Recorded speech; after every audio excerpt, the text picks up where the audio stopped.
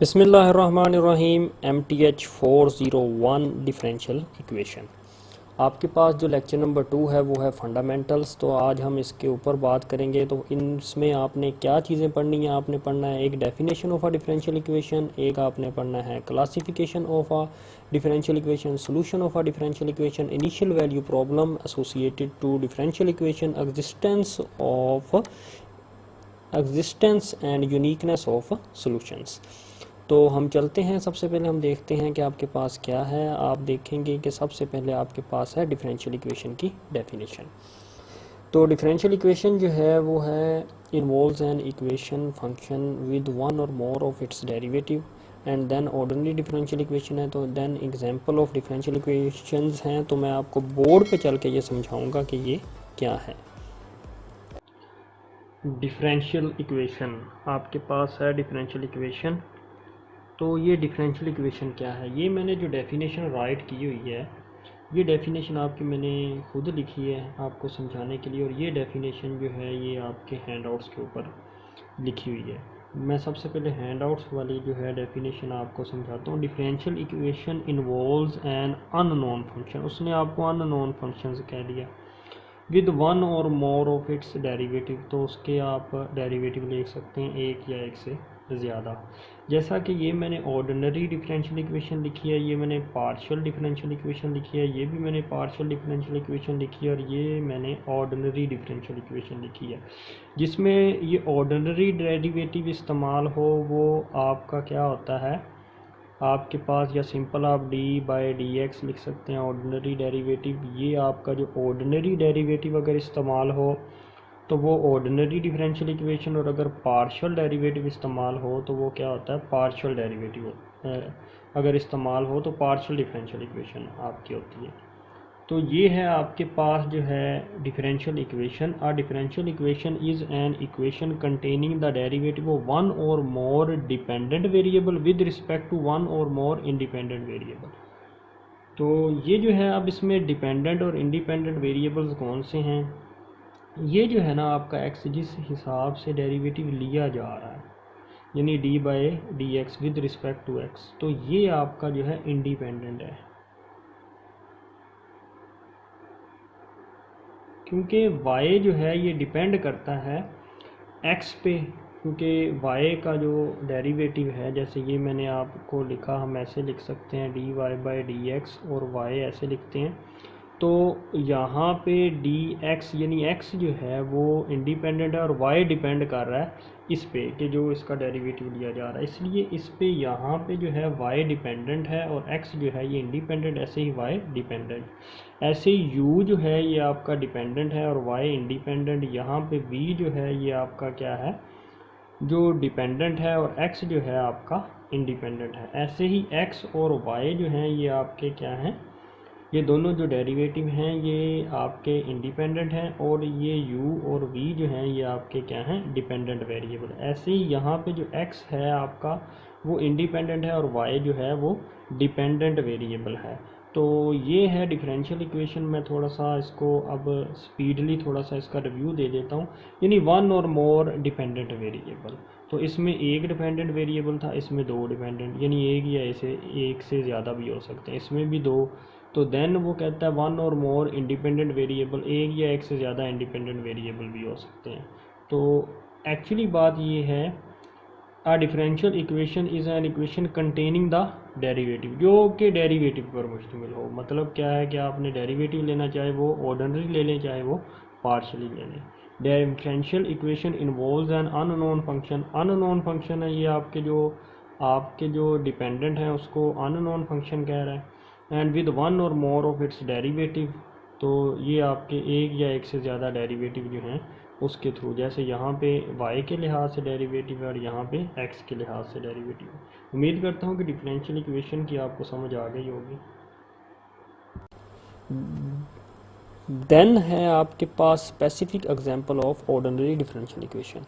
तो ये है आपके पास the growth equation, the pendulum equation, the Van der Pol equation, और देन आपके पास जो नेक्स्ट है ये आपके पास है LCR oscillator equation and Riccati equation. तो ये आपको 4 मुख्तलिफ थोड़ी सी चेंजिंग करके आपको क्विज़ में दे देगा, तो उसमें से एक ठीक होगी तो आपने उसके ऊपर निशान लगाना और आपने इनको ज़ुबानी जो है वो याद करना है, इनकी जनरल फॉर्म।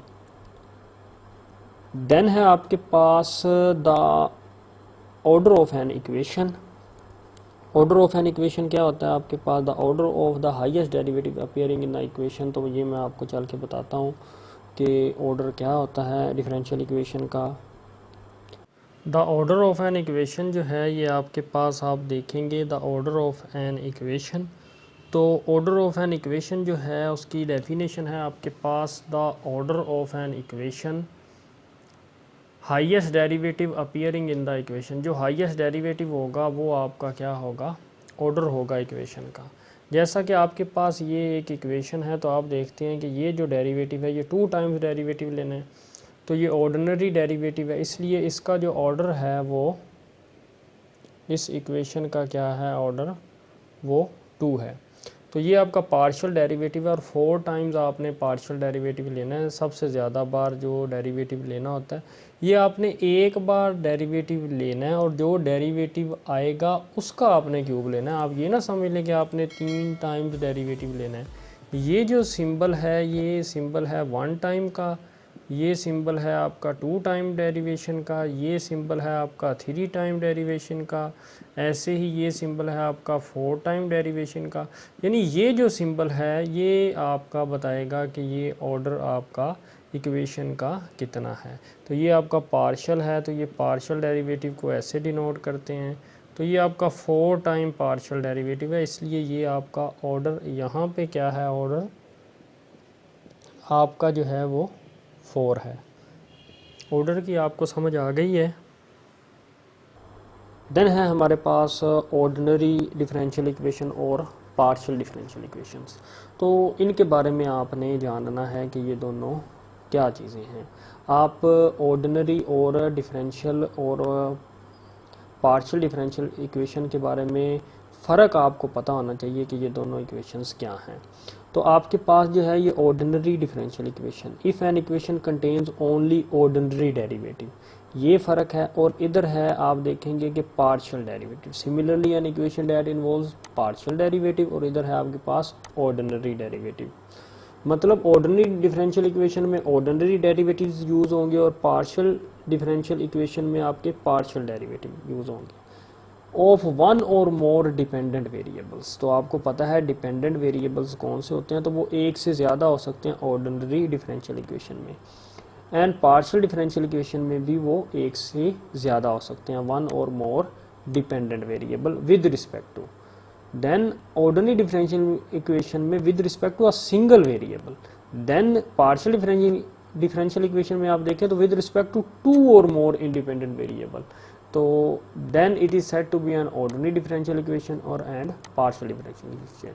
तो मैंने आपको फ़र्क बता दिया है कि ऑर्डिनरी डिफरेंशियल इक्वेशन में ऑर्डिनरी डेरिवेटिव और पार्शियल डिफरेंशियल इक्वेशन में पार्शियल डेरिवेटिव इस्तेमाल होते हैं। और जो ऑर्डिनरी डिफरेंशियल इक्वेशन है उसमें सिर्फ एक जो है वो single variable with respect to, यानी इंडिपेंडेंट वेरिएबल क्या होगा? सिर्फ सिंगल होगा। और पार्शियल डिफरेंशियल इक्वेशन में एक से ज़्यादा इंडिपेंडेंट वेरिएबल्स हो सकते हैं। तो ये आपके पास एग्जांपल्स हैं इन दोनों की, ऑर्डिनरी डिफरेंशियल इक्वेशन की और पार्शियल डिफरेंशियल इक्वेशन की। Result from ordinary differential equation data, तो ये आपने पढ़ लेना है। तो ये सिंपल सी बातें लिखी हुई हैं, कुछ भी नहीं बताया हुआ, बस वो बताया हुआ है initial condition, boundary condition, initial value problem, boundary value problems कौन से होते हैं, तो ये मैं अब आपको आगे चल के बताऊंगा। तो ये है जो मिसालें दी हुई हैं आपके पास, ये है द लॉजिस्टिक इक्वेशन, ये आपके पास दी हुई है with initial condition, and then the mass spring system equation, ये आपने याद कर लेनी है। ये बाउंड्री वैल्यू एग्जांपल्स नीचे दी गई हैं। तो ये मैं अब आपको बताता हूँ कि इनिशियल कंडीशंस क्या होती हैं और आपके पास बाउंड्री वैल्यू प्रॉब्लम्स कौन सा है और आपके पास इनिशियल वैल्यू प्रॉब्लम्स कौन सा है। हमारे पास ये है इनिशियल वैल्यू प्रॉब्लम और बाउंड्री वैल्यू प्रॉब्लम का कॉन्सेप्ट। तो हमारे पास ये डिफरेंशियल इक्वेशन है, ये हमारे पास डिफरेंशियल इक्वेशन है, ये डिफरेंशियल इक्वेशन है और ये डिफरेंशियल इक्वेशंस हैं। और ये चार मैंने एग्जांपल्स ली हैं, मैं इनको सेपरेट कर दूं। ये आपके पास फर्स्ट है, ये सेकंड ली है, ये मैंने थर्ड ली है और ये मैंने फोर्थ ली है। ये जो दो हैं ये इनिशियल वैल्यू प्रॉब्लम्स की एग्जांपल ली हैं और ये मैंने बाउंड्री वैल्यू प्रॉब्लम्स की एग्जांपल ली हैं। ये क्या क्या होती हैं अब मैं समझाता हूँ। ये आपके पास डिफरेंशियल इक्वेशन है और ये आपके पास कंडीशन है। तो अगर तो ये ज़रा गौर करें, ये दोनों अगर यहाँ पे ज़ीरो और यहाँ पे भी ज़ीरो हो, यानी ये दोनों सेम हो, कंडीशंस में ये दोनों चीज़ें सेम हो कि यहाँ पे भी ज़ीरो है, यहाँ पे भी, अगर यहाँ पे 1 है तो यहाँ पे भी 1 होगा, अगर यहाँ पे 2 है तो यहाँ पे भी 2 होगा, अगर 3 है तो यहाँ पे 3 होगा। तो आप देख सकते हैं कि सेम होने चाहिए।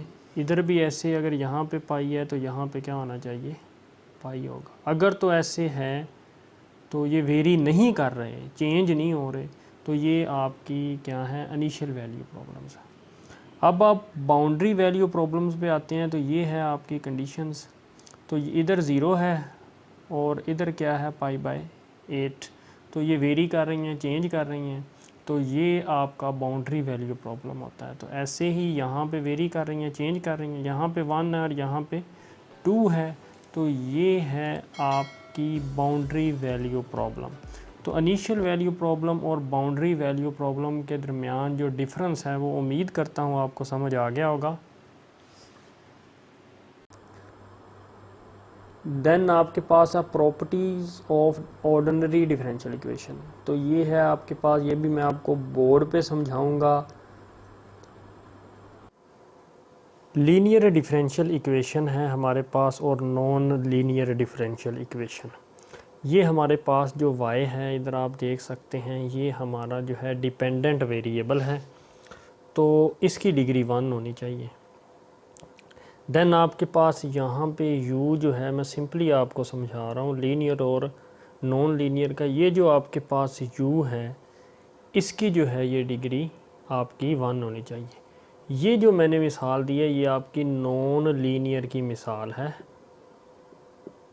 इसमें आपके पास ये जो y जो है, जो आपका डिपेंडेंट है, इधर जो है वो y की डिग्री क्या है, 2 है, इसलिए ये जो एग्जांपल है ये आपकी नॉन लीनियर इक्वेशन है। अब हमारे पास नॉन लीनियर डिफरेंशियल इक्वेशन और लीनियर, मैंने आपको बताया कि जो डिपेंडेंट आपका वेरिएबल है उसकी डिग्री 1 होनी चाहिए। आपके पास ये y है तो इसकी कुव्वत यहाँ पे 4 है, पावर जो है उसकी भी आ जाती है, तो ये आपके पास क्या है, नॉन लीनियर है। अगर आप ये देखें तो इसमें आप गौर करें, ये u और ये u दोनों मिलेंगे तो आपके पास ये जो है, ना ही उसकी, आप ये भी समझ लें कि वो 2 टाइम्स नहीं होने चाहिए, ना डिग्री होनी चाहिए, ना ही एक टर्म में 2 टाइम्स होने चाहिए, इसलिए ये भी आपकी क्या है, नॉन लीनियर है।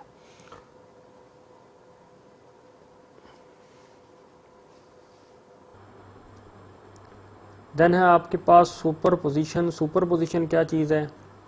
Superposition allow us to decompose a problem into smaller simpler part and then combine them to find a solution to the original problem. तो ये है आपका सुपरपोजिशन, कि आप सुपरपोजिशन जो है एक प्रॉब्लम को स्मॉलर करती है, सिंपलर पार्ट में उसको कन्वर्ट करके और कंबाइन करके जो है वो ओरिजिनल प्रॉब्लम का सॉल्यूशन निकाला जाता है। तो देन है आपके पास एक्सप्लिसिट एंड इम्प्लिसिट सॉल्यूशन क्या होता है, तो ये मैं आपको बताता हूँ, और ये मैं इसकी जो मैंने एग्जांपल जो है ये भी सॉल्व की हुई है, तो ये भी मैं आपको बोर्ड पे सॉल्व करवाता हूँ।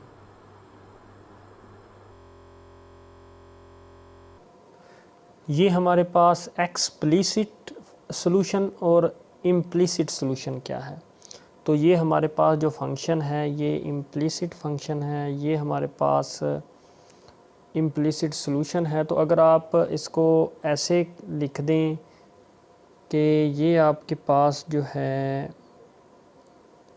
अगर आप y इधर है और बाकी जो वेरिएबल्स हैं वो इधर हैं, और y और x जो हैं वो सेपरेट हैं, एक तरफ y है इज़ इक्वल टू 0 नहीं है, तो वो एक्सप्लिसिट और अगर इज़ इक्वल टू ज़ीरो आ जाए आप उसको कर सकें तो ये आपका क्या होगा, इम्प्लीसिट सॉल्यूशन होगा। तो ये एक सिंपल सी एग्जांपल्स हैं, मैंने ये दो एग्जांपल्स लिखी हैं आपकी एक्सप्लिसिट की, और ये आपके पास है इम्प्लीसिट की सॉल्यूशन की क्या हैं, एग्जांपल्स हैं। बिस्मिल्लाहिर्रहमानिर्रहीम। हमारे पास ये डिफरेंशियल इक्वेशन है, तो आपको पता है हमने इसका सॉल्यूशन जो है ये इम्प्लीसिट और एक्सप्लिसिट फॉर्म में लिखना है। तो ये जो है आपके पास ये डिफरेंशियल इक्वेशन है, तो हम इसको y प्राइम को dy/dx के साथ भी डिनोट कर सकते हैं। देन हमने सेपरेट किया y वालों को एक तरफ और डिफरेंशियल ऑपरेटर और x वालों को एक तरफ कर दिया। तो देन हमने दोनों तरफ इंटीग्रेशन लिए हैं। इंटीग्रेशन लेने के बाद इंटीग्रेशन लिया, उसको सोल्व किया है, तो आपके पास ये आ जाएगा ये। देन आपने -x² इधर ले गए हैं और ये -2c इधर ले गए हैं, तो +2c था तो ये -2c हो गया। तो ये है आपके पास जो ये फॉर्म थी, ये आप जानते हैं, ये आपके पास एक्सप्लिसिट फॉर्म है। तो ये जो फॉर्म थी आपके पास ये इम्प्लिसिट फॉर्म है। देन आपके पास आप ये जो बुक पे है आपके हैंड आउट्स, ये -2c को -4 लिखा हुआ, c की कीमत अगर 2 आ जाए तो देन आप इससे जो है अपनी एक्सप्लिसिट फॉर्म जो है वो फाइंड कर सकते हैं। अगर तो ये -4 के हिसाब से मैं कर रहा हूँ क्योंकि आपके हैंड आउट्स पे हैं, तो y² = 4 - x²। देन आप दोनों तरफ स्क्वायर रूट लेंगे तो ये आ जाएगा +-4 - x² की पावर 1/2, स्क्वायर रूट को 1/2 भी लिखते हैं। तो ये आपके दो जो हैं, ये 2 जो हैं एक्सप्लिसिट सॉल्यूशंस हैं इस डिफरेंशियल इक्वेशन के।